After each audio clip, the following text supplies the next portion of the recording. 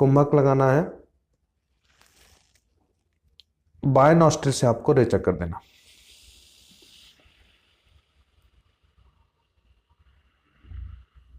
जब आप श्वास लेंगे तो पेट और छाती दोनों फूलेंगे आपकी। जिस समय श्वास भीतर खींचे उस समय छाती को फुलाएं, लंग्स को एक्सपेंड करना है आपको। तो देखिए फिर से करेंगे, शांत चित्त बैठे, ज्ञान मुद्रा।